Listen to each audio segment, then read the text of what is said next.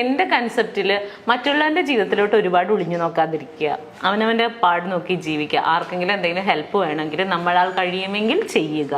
പിന്നെ ഭയങ്കരമായിട്ട് ഈ പറയുന്ന ഇപ്പൊ എല്ലാവർക്കും ചിരിക്കാനൊക്കെ ഇഷ്ടമാണ്, പക്ഷേ സാഹചര്യം നോക്കിയിട്ട് പെരുമാറണം എന്ന് എനിക്ക് അഭിപ്രായമുണ്ട്. കാരണം നമ്മൾ ചിലപ്പോൾ ഫിനാൻഷ്യലി ഒക്കെ ഏറ്റവും വലിയൊരു പെയിൻ ഫിനാൻഷ്യലി അല്ലെങ്കിൽ രോഗാവസ്ഥയൊക്കെയാണല്ലോ.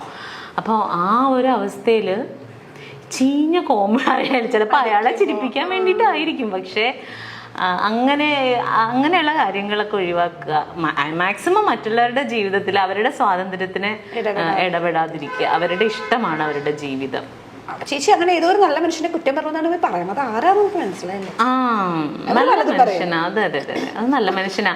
ആ മനുഷ്യന്റെ കൂടെ ഒരാഴ്ച പോയി നിൽക്കുമ്പോ അറിയാം അതിന്റെ ബുദ്ധിമുട്ട്. എന്റെ അഭിപ്രായങ്ങളിലൊന്നും ഇനിയും എനിക്ക് അങ്ങനെ പറഞ്ഞ കാര്യങ്ങളിൽ ഞാൻ ഇപ്പോഴും ഉറച്ചു നിൽക്കുന്നുണ്ട്. പിന്നെ വിളിക്കുക, കോണ്ടാക്ട് ചെയ്യുന്നില്ല. ഓക്കെ, നെക്സ്റ്റ് ആണ് ചേച്ചിക്ക് തെറ്റി. നേരത്തെ ഒരു ഇന്റർവ്യൂവിൽ പറഞ്ഞിട്ടുണ്ട്, എന്റെ മകന്റെ സ്ഥാനത്ത് ആങ്ങളുടെ മോനെ പോലും കാണാൻ പറ്റില്ല. പിന്നെ ചിലരൊക്കെ എങ്ങനെ മകനായി? ഓക്കെ, ഇത് പല പ്രാവശ്യം ഞാൻ പറഞ്ഞതാണ്. ഇതിപ്പോ എൻ്റെ ഒരു പ്രിയ സുഹൃത്തുണ്ട്, ദയാശ്വതി എന്ന് പറഞ്ഞിട്ട്. ആ കുട്ടി ഇങ്ങനെ ഇതേപോലെ കഴിഞ്ഞ ദിവസം എനിക്ക് ആരോ ഇത് അയച്ചു തന്നു, ഒരു വീഡിയോ. ഇവളിങ്ങനെ ഇരുന്നിട്ട് എനിക്ക് മഞ്ജു പത്രോസിനോട് ഒരു ചോദ്യം എന്നൊക്കെ പറഞ്ഞിട്ട്, എന്റെ കയ്യിലുള്ള നമ്പർ ഉണ്ട്, എന്നോട് ചോദിക്കാനായിട്ട് എന്റെ അടുത്ത് ചോദിച്ചാ പോരെ? അതിനൊരു അവളുടെ സംശയമാണെങ്കിൽ വിളിച്ചു ചോദിച്ചാൽ മതി. അവളുടെ സംശയമാണെന്നാണ് അവള് പറഞ്ഞത്. എനിവേ, എന്റെ മകനായിട്ട് എനിക്ക് വേറെ ആരെയും കാണാൻ പറ്റില്ല എന്ന് പറഞ്ഞത് ഞാൻ തന്നെയാണ്. അത് ബിഗ് ബോസിനൊക്കെ ഒരുപാട് മുമ്പാ, ഒരുപാടല്ല, എനിക്ക് തോന്നുന്നു ബിഗ് ബോസിന് പോകുന്നതിന്റെ തലേന്നോ എന്നാണെന്ന് ഞാനൊക്കെ സംഭവം ഞാൻ പറഞ്ഞാണ്. അതുവരെ എനിക്ക് അങ്ങനെ കാണാനും പറ്റില്ലായിരുന്നു. ഒരമ്മമാർക്കും പറ്റിയിട്ടുണ്ടാവില്ല എന്നാണ് എൻ്റെ ഒരു കാൽക്കുലേഷൻ. അതെന്താന്ന് വെച്ചാല് നമുക്ക് പറയാനുണ്ടായ സാഹചര്യം, സുനിത ദേവദാസിന്റെ ഇന്റർവ്യൂലോ മറ്റോ ആണ് ഞാനത് പറഞ്ഞു എന്ന് തോന്നുന്നു. അവള് ഓൺലൈനിലോ മറ്റോ ഇന്റർവ്യൂ എടുത്താണ്, എന്താണെന്ന് എനിക്ക് കൃത്യമായിട്ട് ഓർമ്മയില്ല കേട്ടോ. അപ്പൊ ഞാൻ പറയാനുണ്ടായ സാഹചര്യം ഇതേപോലെ, നമുക്കിപ്പം ഇത് കുറെ പേർക്ക് റിലേറ്റ് ചെയ്യാൻ പറ്റുമായിരിക്കും. നമുക്ക് എപ്പോഴും ഫോൺ കോളുകൾ വരും. മിക്കവാറും ഈ നമ്മുടെ നമ്പറുകൾ കിട്ടിക്കഴിഞ്ഞാൽ ഇങ്ങനെ വിളിച്ചിട്ട് എല്ലാവരും അല്ല കേട്ടോ, വളരെ കുറച്ച് പേര് വിളിച്ചിട്ട് എനിക്ക് എൻ്റെ സ്വന്തം പെങ്ങളെ പോലെയാണ്, എൻ്റെ മകളെ പോലെയാണ്, സ്വന്തം പെങ്ങളാണ് ഞാൻ അങ്ങനെ. അപ്പൊ ഒരാൾക്ക് ഉള്ളിൽ തോന്നുന്ന ഒരു ഇഷ്ടത്തെ അയ്യോ എനിക്ക് താല്പര്യമില്ല എന്ന് പറഞ്ഞു വെക്കാൻ അവരെ ഹേർട്ട് ചെയ്യേണ്ട കാര്യം നമുക്കില്ലല്ലോ. അപ്പൊ ചേട്ടാ താങ്ക് യു എന്ന് പറഞ്ഞ് വെക്കും. പിറ്റേ ദിവസവും വിളിക്കും പെങ്ങളുടെ സുഖം അന്വേഷിക്കാൻ. എല്ലാ ദിവസവും വിളിക്കും പെങ്ങളുടെ സുഖം അന്വേഷിക്കാൻ. അപ്പൊ ആ ഒരു സാഹചര്യത്തിലാണ് ഞാൻ പറഞ്ഞത്, അതെന്തിനാണ് അങ്ങനെ ഡെയിലി വിളിച്ച് ഒരാളെ വിളിച്ച് സുഖവിവരം അന്വേഷിക്കേണ്ടത്? പിന്നെ നമ്മൾ എടുക്കാതാവും കോള്, ശല്യമായി മാറും. ചിലപ്പോൾ വീഡിയോ കോളൊക്കെ ചെയ്ത് കളയും. നമ്മൾ എങ്ങനെയാണ് നമ്മുടെ വീട്ടിൽ നിൽക്കണം, അല്ലെങ്കിൽ നമ്മുടെ റൂമിൽ എന്തായിരിക്കും നമ്മുടെ അവസ്ഥ എന്നൊന്നും നമുക്കറിയില്ലല്ലോ. ചിലപ്പോൾ കുളിക്കാൻ കയറുന്ന ടൈമായിരിക്കും വീഡിയോ കോളൊക്കെ ചെയ്യും. അപ്പൊ അതൊക്കെ നമുക്ക് ടെക്നിക്കലി ഇതൊക്കെ ബുദ്ധിമുട്ടല്ലേ. അപ്പൊ അപ്പോഴാണ് ഞാൻ പറഞ്ഞത്, ഇപ്പൊ എന്നെ സംബന്ധിച്ച് എനിക്ക് എൻ്റെ ആങ്ങളെ കാണുന്ന പോലെ എനിക്ക് വേറൊരു ആളെ എൻ്റെ സ്വന്തം ബ്രദറായിട്ട് കാണാൻ പറ്റുമോ? ഇല്ല, പറ്റില്ല. എനിക്ക് എൻ്റെ മകനെ പോലെ എനിക്ക് വേറൊരാളെ കാണാൻ പറ്റില്ല എന്ന് ആ സാഹചര്യത്തിലാണ് ഞാൻ പറഞ്ഞത്. ഓക്കെ, അതിനുശേഷം ഞാൻ ബിഗ് ബോസിന്റെ ഉള്ളിൽ പോയി. കുറേ ബിഗ് ബോസിന് അത് വേറൊരു ലൈഫാടാ. ഇപ്പൊ കൊറോണ വന്നു, നമ്മുടെ വീട്ടിൽ TV ഉണ്ട്, മ്യൂസിക് സിസ്റ്റം ഉണ്ട്, നമ്മുടെ കുഞ്ഞുങ്ങളുണ്ട്, അച്ഛനുണ്ട്, അമ്മയുണ്ട്, നമുക്ക് ഇഷ്ടമുള്ള സാധനങ്ങൾ ഉണ്ടാക്കി കഴിക്കാം. കള്ളുകുടിക്കുന്നവർക്ക് വീട്ടിൽ മദ്യം ഉണ്ടെങ്കിൽ അതും കുടിക്കാം. ആർക്കും ഒരു പ്രശ്നം ഉണ്ടായിരുന്നില്ല. ആകെ നമുക്ക് പോകാൻ പറ്റാത്തത് നമ്മുടെ വർക്കിംഗ് സ്പേസിൽ പോകാൻ പറ്റുന്നില്ല, റോഡിലേക്ക് ഇറങ്ങാൻ പറ്റുന്നില്ല, കടകളിൽ പോകാൻ പറ്റുന്നില്ല. ഇതായിരുന്നു നമുക്കുണ്ടായിരുന്ന ബുദ്ധിമുട്ട്. ആ സമയത്ത് പോലും ആളുകൾ എന്തോരം ഫ്രസ്ട്രേറ്റഡ് ആയി. ഇതൊന്നുമില്ലാത്ത ഒരു സ്പേസിൽ പരസ്പരം പരിചയമില്ലാത്ത 16 പേര് ഒരുമിച്ച് ജീവിക്കുന്ന ഒരു വീട്ടിലാണ് നമ്മൾ കഴിയണത്.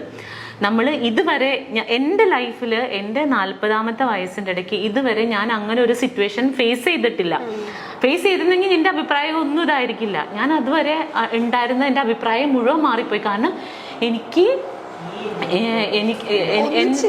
ഒന്നും ചെയ്യാൻ പറ്റണില്ല. എനിക്ക് മനസ്സിലാവണുണ്ട് എൻ്റെ തലയിലെ സ്ക്രൂ ഒക്കെ കഴിഞ്ഞ് വീഴുന്നത്. സീരിയസ്ലി ഞാൻ ഇങ്ങനെ. അപ്പൊ എൻ്റെ ഒരു ആഗ്രഹം, എനിക്ക് ബെർണാച്ചനെ കാണാൻ പറ്റില്ല. ദൈവം, എനിക്ക് അവന്റെ കൈയൊന്ന് അതിന്റെ ഇടയിൽ കൂടി ഒന്ന് കാണാൻ പറ്റുമായിരുന്നെങ്കിൽ ഞാനിവിടെ നിന്ന് പൊട്ടിക്കരഞ്ഞിട്ടുണ്ട് കുഞ്ഞിനെ കാണാൻ പറ്റാതെ. കാരണം അപ്പൊ ചോദിക്കും നീ എന്തിനാ പോയെന്ന് ചോദിക്കും. ഞാൻ ഓർത്ത് എനിക്ക് ഈസി ആയിട്ട് അത് സർവൈവ് ചെയ്യാൻ പറ്റും എന്നാണ്. ഇന്നും ബെർണാച്ചന് സ്കൂളിൽ പോയപ്പോ ഞാൻ ടോയ്ലറ്റിലിരുന്ന് കുറെ കരഞ്ഞു. വേറെ ഒന്നുമല്ല, ഞാൻ ഇന്ന് അവിടെ നിന്ന് പോരും, എനിക്കിന്ന് അവനെ കാണാൻ പറ്റില്ല. സ്കൂൾ വിട്ട് വന്ന് കഴിയുമ്പോ ഇനി ഞാൻ 10-15 ദിവസം കഴിയുമ്പോഴേ ടിഷ്യൂ തരും. സീരിയസ്ലി അല്ല, ഇത് കണക്കിലാക്കണ്ട. അപ്പൊ ഇനിയിപ്പോ ആൾക്കാർ ഓ സ്കൂളിൽ പോകുമ്പോഴും അമ്മ കരയുന്നു. അല്ല, അതല്ല അതിന്റെ ഫീല്. അവന് സ്കൂളിൽ പോയി എനിക്ക് അവനെ ഡെയിലി കാണാൻ പറ്റില്ല. അപ്പൊ ഇനിയിപ്പോ വൈകുന്നേരം സാധാരണ ഞാൻ ഇവിടെ ആണെങ്കിലും വീട്ടിലുണ്ടാവും ഞാൻ അവൻ വരുമ്പോ, അല്ലെങ്കിൽ രാത്രി ഞങ്ങൾ ഒരുമിച്ചാണ് ഉറങ്ങണത്. ഇന്ന് മുതൽ ഇനി അത് പറ്റില്ല. ഇന്നിപ്പോ ഞാൻ പോകുമല്ലോ. അപ്പൊ എനിക്ക് അവൻ പോകുമ്പോ ഒരു തിങ്ങലാണ്. ഇതിന്റെ 100 ഇരട്ടിയാണ് ഞാൻ ബിഗ് ബോസ് വീട്ടിൽ വെച്ച് അനുഭവിച്ചത്. അവിടെ വെച്ചിട്ടാണ് ഈവൻ ഫുക്രു, ഞാൻ പറഞ്ഞത് സത്യമാണ്, അവിടെ വെച്ചിട്ട് എനിക്ക് ബെർണാച്ചനായോ എന്നുള്ളതല്ല, ആ ഒരു സ്ഥലം ഫില്ല് ചെയ്യാൻ വേണ്ടിയിട്ട് ഈ കുട്ടി എന്നെ ഒരുപാട് ഹെൽപ്പ് ചെയ്തിട്ടുണ്ട്. ബെർണാച്ചൻ എന്നെ ഡി മഞ്ജു പത്രോസ എന്നൊക്കെ പറഞ്ഞ് എന്റെ മോൻ വന്ന് വിളിക്കും. അതുപോലെയൊക്കെ ബെർണാച്ചൻ ഹലോ, അതുപോലെ ഇവൻ ഫുക്രപ്പം വന്നിട്ട് ഡി മഞ്ജു പത്രോസ എന്ന് വിളിക്കുമ്പോൾ ഞാൻ പെട്ടെന്ന് അയ്യോ എനിക്ക് കൊച്ചു വിളിക്കണ പോലെ തോന്നും. അതുപോലെ ഇപ്പൊ എനിക്ക് ഫുഡൊക്കെ ഭയങ്കര ഇഷ്ടമാണ്. അപ്പൊ ഇന്നലെ ബെർണാച്ചൻ ചോറുണ്ട് കഴിഞ്ഞപ്പോഴത്തേനും ഞണ്ടൊക്കെ എനിക്ക് ഭയങ്കര ഇഷ്ടമാണ്. അപ്പൊ അവൻ ചോറുണ്ട് കഴിഞ്ഞപ്പോ അതിൽ നിന്ന് ഒരു കഷ്ണം ഞണ്ടെടുത്ത് എനിക്ക് തന്നു. എനിക്കിഷ്ടമാണെന്ന് അറിഞ്ഞോണ്ടാ. അതുപോലെ തന്നെ ഇവൻ കറിയൊക്കെ വെച്ചിട്ടുണ്ടെങ്കിൽ എനിക്ക് ചിക്കനൊക്കെ ഇഷ്ടമായതുകൊണ്ട് ഇവൻ അവന്റെ ചിക്കൻ പീസ് എനിക്ക് തരുന്നുണ്ട്. എന്റെ പപ്പടം എടുത്തോണ്ട് പോവും. അവൻ അതാ ഇഷ്ടം. അപ്പോൾ അങ്ങനെ ഒരു റിലേഷൻഷിപ്പ് അവിടെ കിട്ടിയത് കാരണം എനിക്ക് പെട്ടെന്ന് ബെർണാച്ചനായിട്ടാണ് റിലേറ്റ് ചെയ്യാൻ പറ്റുന്നത് അവനെ എന്ന് വിചാരിച്ചിട്ട്. അവൻ എൻ്റെ മകനായിട്ട് ഞാൻ ദത്തെടുത്തു എന്നല്ല അതിൻ്റെ അർത്ഥം. ഇതൊക്കെ സാമാന്യ ബോധമുള്ളവർക്ക് മനസ്സിലാകും, ഇല്ലാത്തവരോട് പറഞ്ഞിട്ട് കാര്യമില്ല. അപ്പൊ ഇതിപ്പോ ദയക്കും കേൾക്കുകയാണെങ്കിൽ ദയക്കും കൂടി മനസ്സിലാവട്ടെ എന്ന് വിചാരിച്ചിട്ടാണല്ലോ. ദയ അപ്പൊ അതിനകത്ത് ചോദിച്ചു എന്താണ് ഓന്ത് നിറം മാറുന്നത് പോലെ നിറം മാറുന്നവളാണോ എന്നൊക്കെ ചോദിച്ചു. ദയനോട് പറയണ ഓന്ത് നിറം മാറുന്ന പോലെ നിറം മാറിയതൊന്നുമല്ല, ഇതാണ് ഇതിന്റെ വാസ്തവം. അപ്പം പറഞ്ഞ പോലെ അവിടെ വെച്ചിട്ട് ദയക്ക് അറിയാമായിരുന്നെങ്കിൽ ചിലപ്പോൾ മനസ്സിലായിട്ടുണ്ടാവില്ല പുറത്ത്. പിന്നെ നിലനിൽപ്പിന് വേണ്ടിയിട്ട് ഓരോരുത്തരും ഓരോന്ന് ചെയ്യല്ലേ. അപ്പൊ ദയ അത് ചെയ്തോട്ടെ, കുഴപ്പമില്ല, എനിക്ക് പ്രശ്നമില്ല. Seriously no issues. Okay, next വെറുതെ പത്രാസ് അടിക്കല്ലേ എന്റെ മഞ്ജു. അത് അങ്ങനെ പറഞ്ഞിട്ടുണ്ടോ? അതെന്താണാവോ? ചിലപ്പോ ഒരു അതായിരിക്കും, ഒരു പ്രാസത്തിന് വേണ്ടി പറഞ്ഞായിരിക്കും. പാവം, പോട്ടെ, അതൊക്കെ ഒന്നും കുഴപ്പമില്ല. നെക്സ്റ്റ് വേണം, നല്ലതാട്ടോ. വരും കാലത്തെ ലളിതാമ്മ. എന്താ മഞ്ജു ചേച്ചിക്ക് നാഷണൽ അവാർഡ് കിട്ടാതെ? എന്റെ കർത്താവേ, അങ്ങനെ ചോദിക്കല്ലേ. ഞാൻ അതിന് മാത്രം വലിയ കാര്യങ്ങളൊന്നും ചെയ്തിട്ടില്ല. നാഷണൽ അവാർഡ് കിട്ടാൻ പാകത്തിനൊന്നുമുള്ള അങ്ങനെ ഒരു നല്ല ക്യാരക്ടറോ. അതെന്താ അറിയോ, ഇപ്പോ നമ്മുടെ ഇൻഡസ്ട്രിയിൽ നിൽക്കുന്ന എല്ലാ ആർട്ടിസ്റ്റുകളും നല്ല ടാലന്റഡ് ആയിട്ടുള്ളവരാണ്. പക്ഷെ ചിലർക്ക് നല്ല ഓപ്പർച്യൂണിറ്റീസ് കിട്ടും. ഇപ്പൊ എനിക്ക് അഭിനയിക്കാൻ കഴിവുണ്ട്. ഞാൻ എൻ്റെ വീട്ടിൽ പോയിരുന്ന് അഭിനയിച്ചിട്ട് വല്ല കാര്യമുണ്ടോ? എനിക്കിപ്പോ ചിലപ്പോ അല്ലെങ്കിൽ ഇപ്പൊ ആർക്കാണെങ്കിലും ഇപ്പൊ ലളിതാമ്മ ചെയ്ത പോലെയുള്ള നല്ല ഡെപ്ത് ആയിട്ടുള്ള ക്യാരക്ടർ ഈസി ആയിട്ട് ചെയ്യാൻ പറ്റുമെന്ന് വിചാരിക്കുക. എനിക്കിതിപ്പോ ഒരവസരം കിട്ടിയാലല്ലേ എനിക്കിത് ചെയ്ത് കാണിക്കാൻ പറ്റുള്ളൂ. അപ്പൊ ചിലപ്പോ ഇത് എഴുതുന്ന ആളുകൾക്ക് നമ്മളിൽ അത്ര വിശ്വാസം ഉണ്ടാവില്ലായിരിക്കും, അതുകൊണ്ട് തരില്ല. അല്ലെങ്കിൽ അത്തരത്തിൽ കഥാപാത്രങ്ങൾ ജനിക്കുന്നുണ്ടാവില്ല. പിന്നെ ഒരെണ്ണം ജനിക്കുമ്പോൾ കുറച്ചും കൂടി ബെറ്റർ ആയിട്ടുള്ള ഒരാളിലേക്ക് പോവായിരിക്കും. അപ്പോൾ എപ്പോൾ ചെയ്യുന്നോ വിധി ഉണ്ടെങ്കിൽ കിട്ടും. അങ്ങനെ എന്നെ സംബന്ധിച്ച് എനിക്കെല്ലാം ബോണസാണ് കേട്ടോ. ഞാൻ പറഞ്ഞില്ലേ, ഇപ്പോൾ ചിലർ പറയും അവള് പഴയ കാലം മറന്നുപോയെന്ന്. ഞാൻ ഒരിക്കലും മറന്നിട്ടില്ല. അത് പറയാൻ പറ്റില്ല. അപ്പോൾ ഞാൻ എങ്ങനെയാണ് എന്തായിരുന്നു എന്നുള്ളത് മറ്റാരേക്കാളും വ്യക്തമായിട്ട് അറിയാവുന്ന ഒരാളാണ് ഞാൻ. ഒരിക്കലും ഞാനത് മറക്കില്ല. അപ്പോൾ ഇല്ലില്ല, എനിക്ക് കരച്ചിൽ വരാറില്ല. ഞാൻ അങ്ങനെ ഇപ്പോൾ കരയാറില്ല.